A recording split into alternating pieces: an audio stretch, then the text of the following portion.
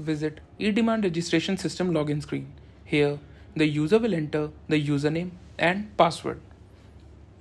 After, the user will enter the CAPTCHA code and click on login. Now, the user will be redirected to the eDemand registration system home screen. Now, the user will click on eDemand and select the normal demand registration. Now, the eDemand registration screen will be opened. Here, user will enter the customer code and the loading station, that is Ghaziabad in our case, and click on retrieve. Now, the user will click on add another for a new or a fresh demand. After clicking on add another, eDemand registration for a fresh demand screen will be opened. Here, user will select the rake type, that is rake, mini rake or piecemeal. After, the user will enter the consignor address and will select the traffic type, that is general goods. Now, the user will select the expected loading date and rake type, that is BCN in our case. After rake type, the user will enter the commodity type. Let us select cement. Now, the user will enter the number of forwarding nodes, that is by default 1, but we can enter as much forwarding nodes as we want. After clicking on next, the user will be redirected to the step 2 screen. Here, some of the previous entered details will be fetched and further user will enter some more details like the station 2, that is destination station. Let us say Panipat, PNP in our case. Now, the user will select the coal grade if the commodity is coal. Now the user will select the rake commodity, that is cement, and further the cement type in the commodity code. Depending on the commodity code, its HSN code will automatically be retrieved. Changing the commodity code will change the HSN code for that commodity.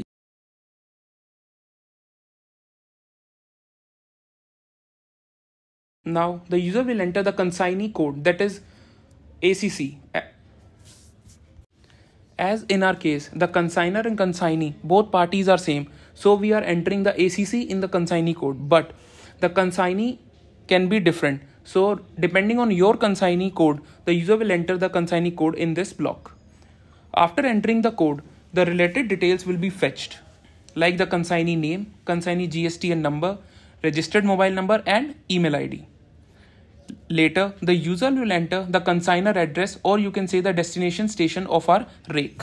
Now, the user will select the stock type and units for our rake. By default, in BCN rake, the units or the number of wagons is 42, but the user can extend the number of rakes depending on his requirement. Later, the user will enter the sender weight in tons, that is the weight of his rake, and click on confirm current F note. After successful saving of data, he'll select the records. After successful saving of data, a new row is created at the bottom.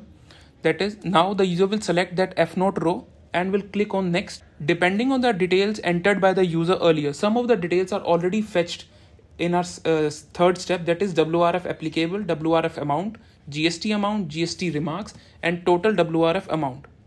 Further, user will enter some more details like freight advance scheme, that is N or Y, depending on the rake he's placing for demand belongs to any of our schemes.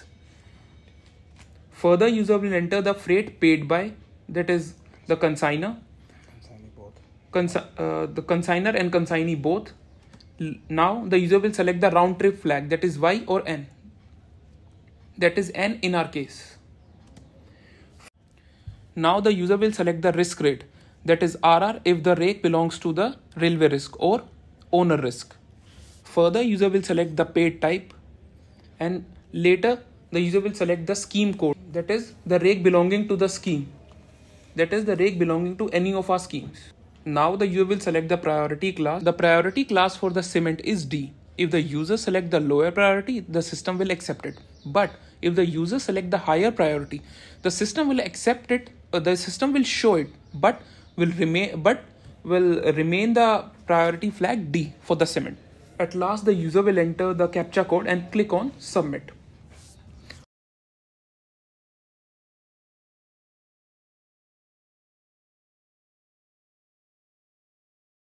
Pop-up will be popped up asking the user to verify all the details mentioned by the user.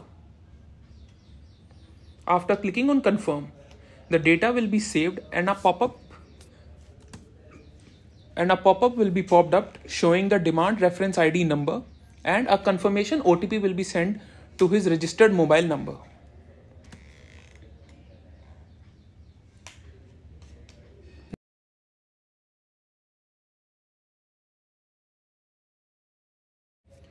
After successful submission of data, here the user will select on the registered demand and an information pop-up will be popped up.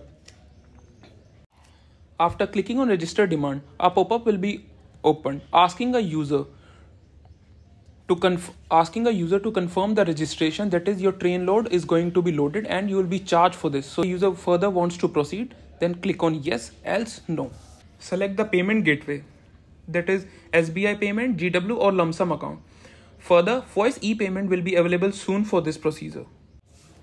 Here, user will enter the earlier generated OTP, or the user can generate the OTP again by clicking on generate OTP. After entering the OTP, the user will click on register and the user will be redirected to the e-demand registration page. And further, a pop-up will be popped up showing demand registered successfully with demand status I. That is, I stands for incomplete, that is payment is not done yet.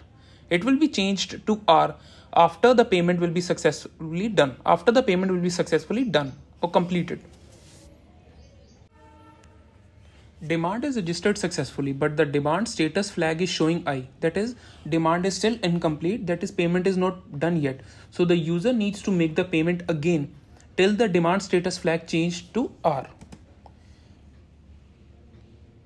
But on making multiple payments for a single demand, the user doesn't have to worry for his debited amount, as the debited amount will be resubmitted to his official account in 5 to 6 working days.